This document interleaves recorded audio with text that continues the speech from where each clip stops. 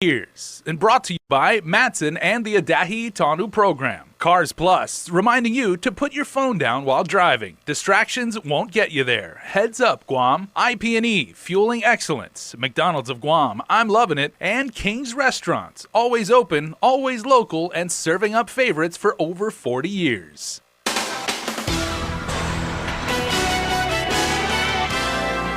On prime time now, a pair of inmates who escaped minutes after a DOC oversight hearing ended last night were caught this morning. Plus, our Chris Barnett has a recap from the 2.5-hour DOC oversight hearing, and Adriana Cotero brings you the latest in the case against 3 former GURA board members.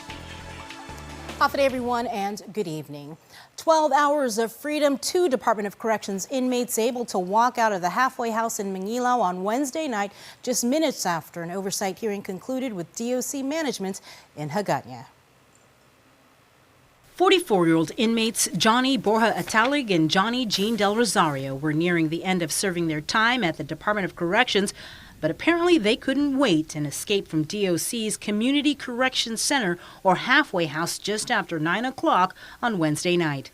The Community Correction Center prepares inmates to get acclimated to return to society. They're allowed to participate in work release and educational programs. Inmate Atalig, for example, was allowed to be released to provide grass cutting services, while Del Rosario was actually employed at a local sanitation company. Those privileges will likely be revoked. KUAM News has learned that only one officer is stationed at the halfway house. It's located outside the DOC perimeter fence and houses 20 inmates. After Wednesday night's escape, the center was shut down and the remaining 18 inmates were transferred to DOC's RSAT unit. After 12 hours on the run, the 2 self-surrendered at around 9 o'clock this morning. KUAM News has learned that an unnamed individual called on their behalf for someone to contact the warden because they wanted to turn themselves in. The warden, in coordination with GPD SWAT, met the inmates in an undisclosed location so they could be taken back into custody. Atalig and Del Rosario have long criminal records. Atalig has been in and out of DOC since 2001. His most recent charges include robbery, stalking, and impersonating a police officer. As for Del Rosario, he's been in and out of DOC since 2004. His most recent charges include robbery, criminal facilitation, use of a deadly weapon in the commission of a felony, and destruction of evidence. The escape occurred minutes after an oversight hearing ended over DOC. The committee vice chair on public safety, Senator Talina Nelson, reacts, quote, "This latest incident only serves to underscore the significant challenges facing the prison.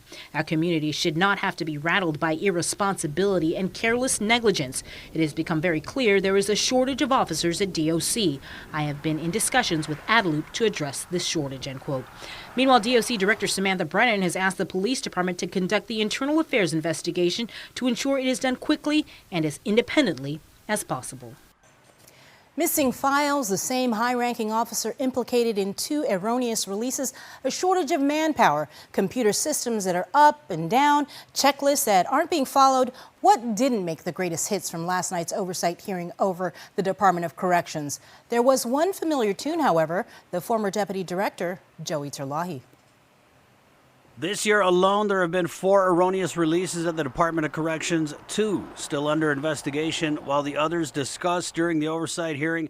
Different officers were involved in the mistaken releases, but it was the same platoon commander who was in charge, and for both erroneous releases, the only thing issued, a letter of reprimand. What was the reason for the second letter of reprimand? Why did you feel that a letter of reprimand was sufficient after the second time? That was discussed amongst management, and the decision was to give them a reprimand. Who's the management? Whose ultimate decision was it to give a letter of reprimand? You said it was discussed upon management. Was this like in your command staff meeting, or? Yeah, it was. If I'm not mistaken, it was at the time our deputy director. The deputy director recommended that she get a letter of reprimand the second time it was done. Right. According to Major Anton Uggan, the way erroneous releases handled in the past, a cover memo is sent to the warden, who then requests an internal affairs investigation be conducted. When that's done, a document is provided to the director to take whatever action is necessary. According to Samantha Brennan, for the 2 wrongful releases, which were only days apart in April, she didn't recall receiving a cover letter from the warden. but she says she did speak with the deputy director. And in my discussion with the former 02, he wanted to move forward on some disciplinary action other than a letter of reprimand, and I advised him to prepare his memo to move it forward to me so that I could move forward and meet with our staff attorney and work towards proposed adverse action. According to Brennan, however, she didn't receive the memo until it was too late to take any adverse action, but a memo was only found after a FOIA request was sent by KUAM requesting information on wrongful releases. So the warden didn't send you anything, the deputy director didn't send you anything, so how did you acquire the memo? So in July of this year, we had a FOIA request from one of the news media, and they were requesting for these individuals and what happened. And so in response to the FOIA, I asked for the files to be retrieved so that I could prepare our timely response. And my staff looked for the documents, and eventually it was found in an office, and then was given to me so that I could prepare my timely response to the FOIA request. They located the documents in an envelope in an office, in his office, and then that's when it was brought to my attention.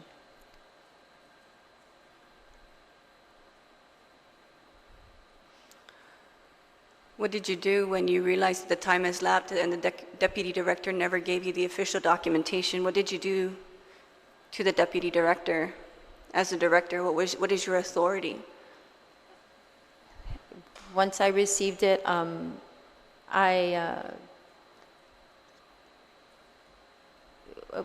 believe I had words of him that it was delayed. And actually, ma'am, I don't recall if I had a conversation with him at the time. It also wasn't clear how many times this same platoon commander could have wrongfully released other inmates or detainees since the 2 April incidents. I'm surprised that's not part of the investigation process. We'd have to do some research, but ma'am, we'd look into it. Okay. Yeah, I'm surprised that we wouldn't want to find out how many people or how many inmates or detainees she has released after these 2 erroneous releases. Terlahi, meanwhile, no longer with DOC. He resigned one day after Jotnia Mayor Jesse Blaus was indicted in federal court on charges related to bribery and extortion.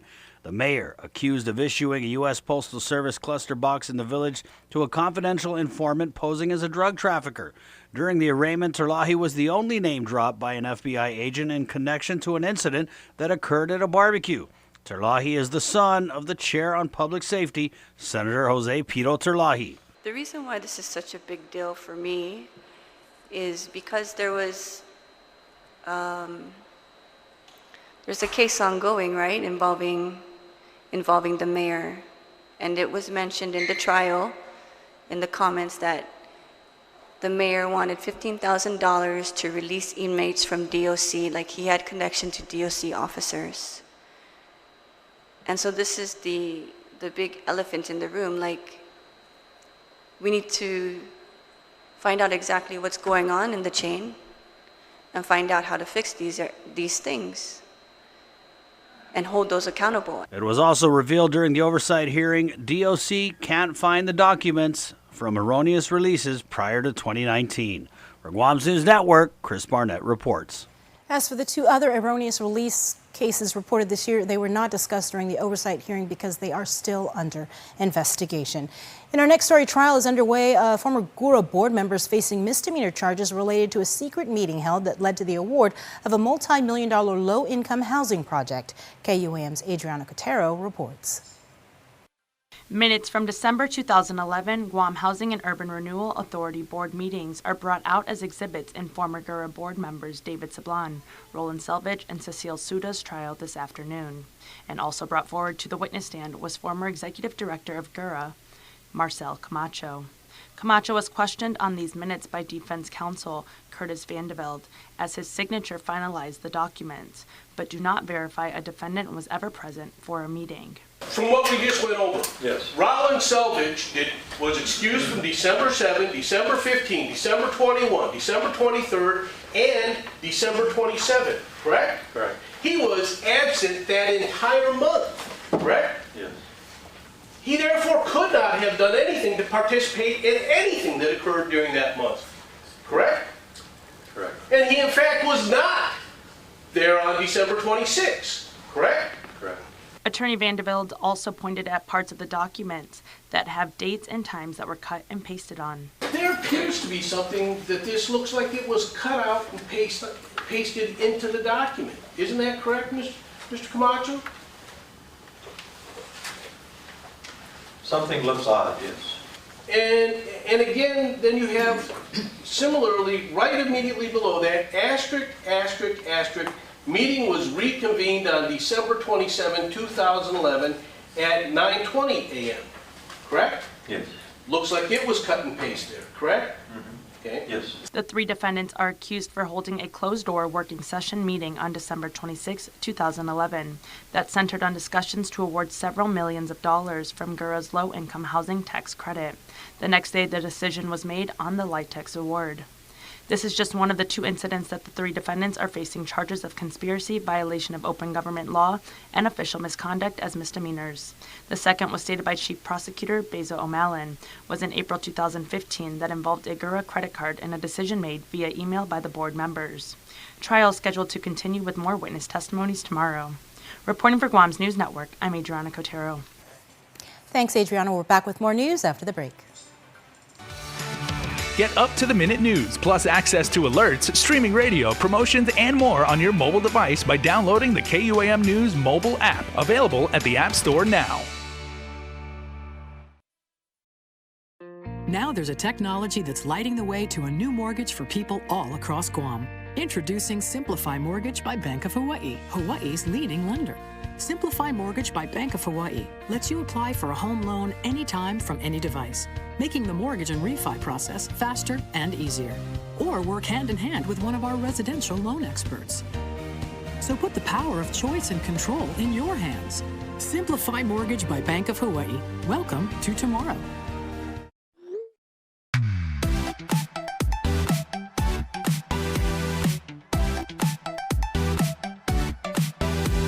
Half the day, I'm in the club.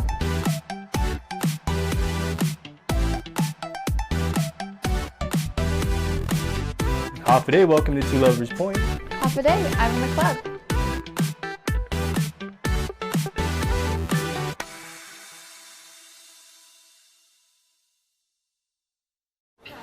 Okay.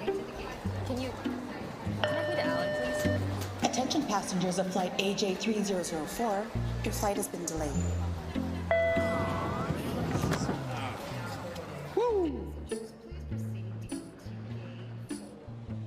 It's the flavor that makes you go, woo. McDonald's new spicy barbecue glazed tenders and chicken sandwich. Made with tender, juicy, all-white meat chicken. Available in 4, 6, or 10-piece chicken tenders. Try the spicy barbecue crispy chicken sandwich too.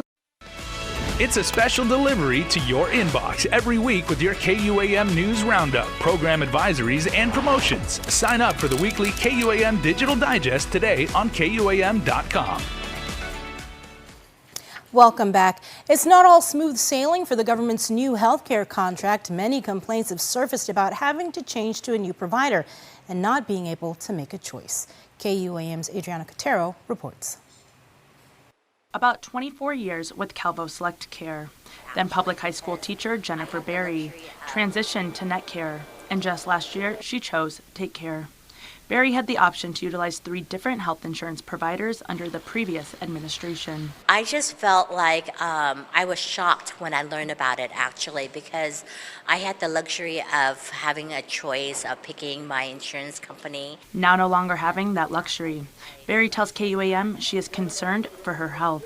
I was really disappointed that I didn't have a choice. And then when I went to open enrollment and looked at what they offered, I was even more disappointed because I'm I'm 53. I'm older. I have some. I have high blood. I have high cholesterol, diabetes, and I'm interested in the nutrition program, the diabetes program, the things that help me to keep my cholesterol under control. These were all programs she opted for, and now with the government's decision to switch to a sole provider, Aetna International, these preventative programs are all virtual reality. Barry says this is counter to Guam's culture. On Guam, we like to have face-to-face contact. 2 weeks into the government's health insurance open enrollment, the Director of Administration, Edward Byrne, says he believes the transition is going smoothly. I'm hearing a few things, but it's a very small percentage. And most people, and the people I asked after they'd registered, are very pleased with the coverage and are getting the care they need. However, more than 1,000 GovGuam employees have signed this petition, stating why they want to keep their current provider. KUAM brought the question forth to our social media outlets, asking the community their thoughts. One comment says, quote, "Some will say in the private sector the employer chooses your health insurance, but GovGuam isn't the private sector. Here in the federal government, we are given a choice with what health insurance best suits our individual and family needs. Why the sudden change in healthcare choice? Why wasn't there more discussion and transparency with this? That's the real question," end quote. Marissa Phillip Manabusan commented on KUAM's Facebook page and said she does not care about the worldwide services this insurance offers and has been fine with Calvo Select Care insurance. Manabusan points out concerns with deductibles. Anyways, the Calvo Select Care deductibles were $1,500 for single and $3,000 per family. With this Aetna insurance, the deductible went up $1,000 more. What the bleep is wrong with you people? We couldn't even reach the $3,000 deductible and the fiscal year was up, and what more with the $4,000? You politicians need to stop gambling with our lives. You all need to stop with your political bleep. Support local? Is this how you support local businesses? End quote. Byrne also acknowledges that there have been more than a few complaints about a substantial increase in premiums. Take care patients, and indeed, again, I was one of those, did experience an increase, but that was principally because Take Care didn't cover certain providers that are now being covered. So, and also, please recognize that the last increase was 2 years ago, and medical costs have increased in the intervening period. Barry's previous insurance company, Take Care, has filed a court complaint challenging the award of the health insurance contract. But Byrne says DOA consulted with the Attorney General, who advised that they could proceed.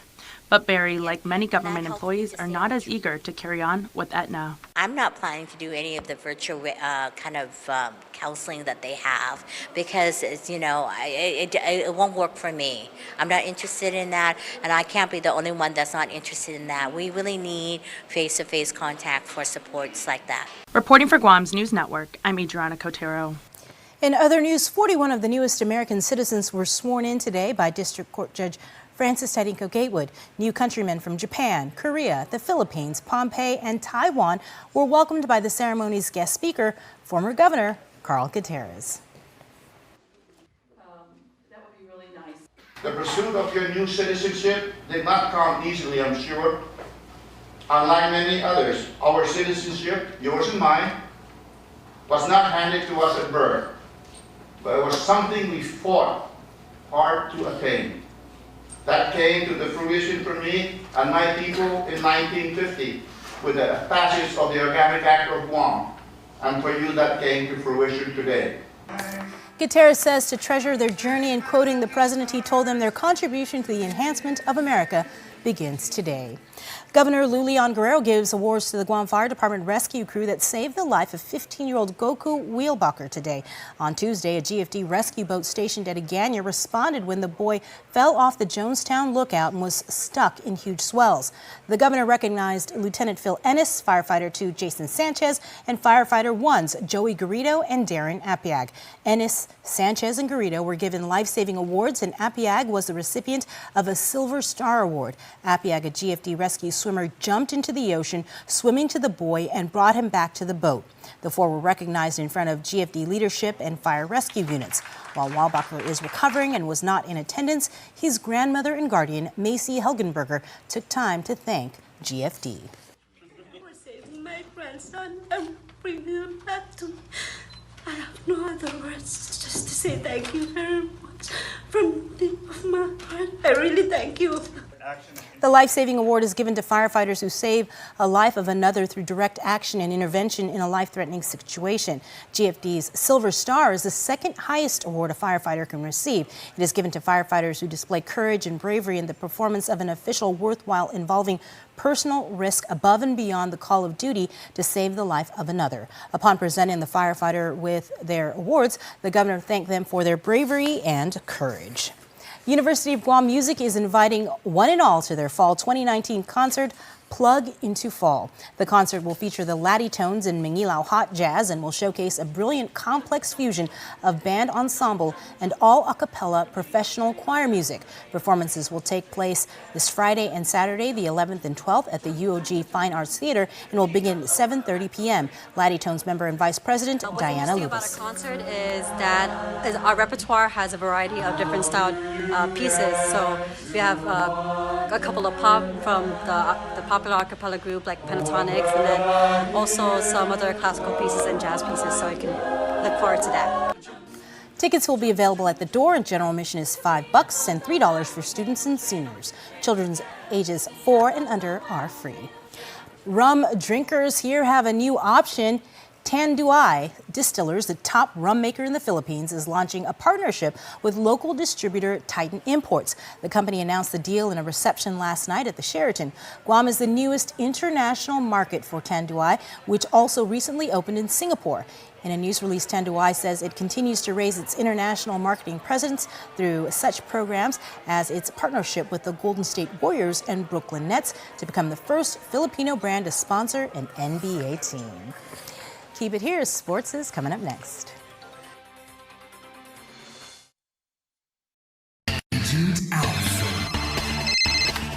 What's that? An Alpha Insurance customer needs a claim settled immediately? I'm on it. Agent Alpha. In the event of an accident, theft, or breakdown, each of our Alpha Insure agents are trained to go above and beyond. This is my stop. There she is. Target acquired.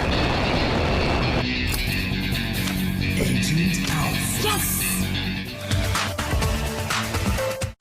Half a day, hungry drivers. Are you spending more time on the road? Shell has teamed up with Wendys so you can buy fuel and eat free. Just fuel up 7 gallons at any Shell station and get a coupon for a Wendys cheeseburger or chicken nuggets. Or use 2 coupons to redeem a Wendys cheeseburger meal with fries and a drink. Fuel up at Shell today because this deal won't last long. Quality service, fuel and food from Shell and Wendys.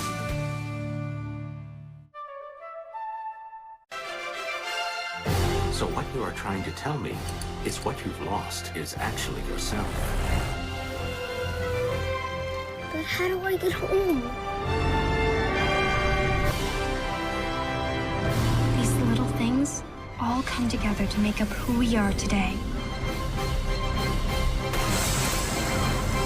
Let's go home. You're right from the future. KUAM Sports is presented by Triple J.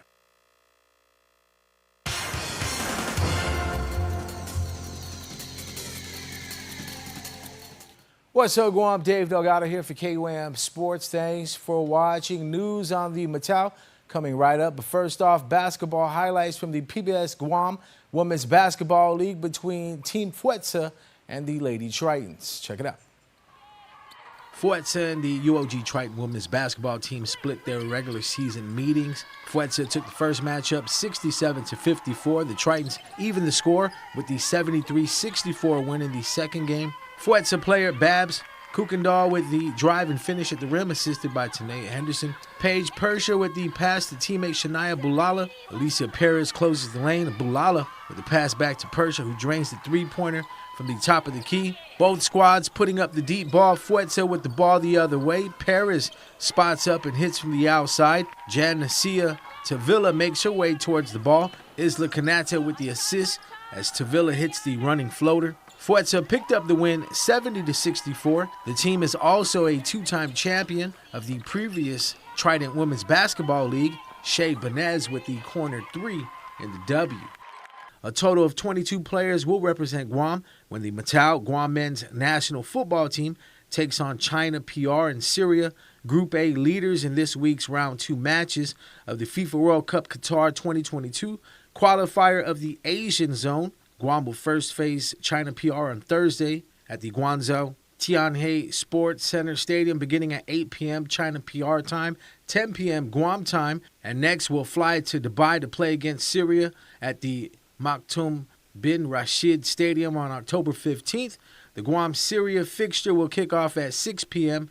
UAE time, 12 midnight Guam time on October 16th. Following the pair of October matches, the Matau will close out the year with an away match against the Maldives on November 19th. The round 2 cycle continues in March 2020 with an away match against the Philippine Azcows on March 26th, followed by Guam's home match against China PR on March 31st. The final match for Guam in the qualification round will be a home match against Syria on June 4th, 2020. Nalapan Vangelorn shot a net score round of 70 at the inaugural BMW Premier Golf Tournament hosted by Atkins Crow Guam and BMW Asia.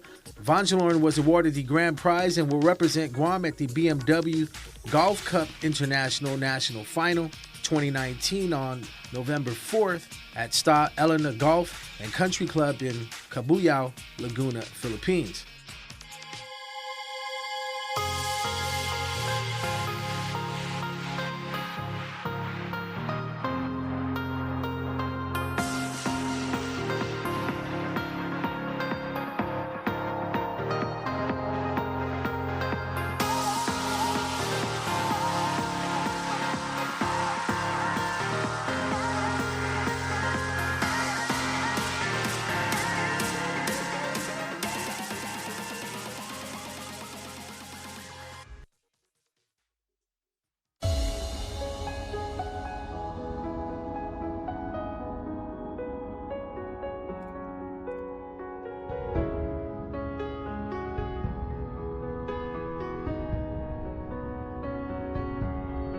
It is the spirit within us, our soul, our essence that drives us to seek a better way, to create beauty and enrich the senses, to inspire fulfilling lives, to be at one with our earth and protect those who we love. Only by taking on challenges do we change the world for the better.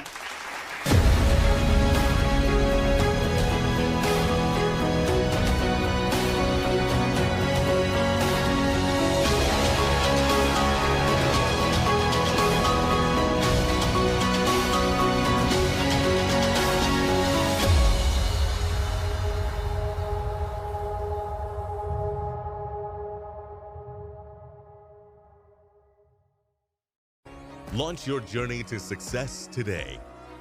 Want to grow your business? Start a new venture? Or stay ahead of the competition? You can. With smart business solutions tailored to your specific needs and ambitions, you can achieve your goals. You can stay connected to your customers and your teams with DoCoMo Pacific's best-in-class network coverage. You can increase productivity, collaborate anywhere and anytime, powered by innovative platforms. You can be confident knowing that you have a dedicated team to provide premium support for all your needs. With us by your side, you can do it all. Find out more at DoCoMoPacific.com/business. DoCoMo Pacific Business, delivering your future today. Welcome back. Here's Jason with your birthday shoutouts. We've got a trifecta of birthday celebrants tonight, my friends, so join me, won't you? Happy birthday to Isaiah Kunick. It's Isaiah's 17th birthday, and here's the shout-out. You've grown into such a responsible and respectful young man and a loving big brother and role model to your brothers. Here's wishing you many more blessed and adventurous years from Mom and Dad, Grandma, and Uncle Boone, and your brothers Bryson and Rowan, as well as your extended family. We love you very much and hope you enjoy your special 17th birthday celebration. That is awesome. Have a great day. Dylan Blaskadoy celebrates birthday number 9 today. We love you. This comes with all of their hearts from Mommy, Daddy, Ari, Riley, Darian, Grandma, Grandpas, and the rest of the family. And happy birthday also going out to Samara Juliet Hernandez Cruz, who celebrates a birthday today. So for the three of you, thanks for letting us celebrate your birthdays, and everyone, not just on Guam, but around the world, have a wonderful, wonderful birthday Thursday. You can be a part of the Cold Stone Creamery Birthday Club by registering on KUAM.com. And that is going to do it for me here on the news desk. But stay tuned, I'm back with In the Mix.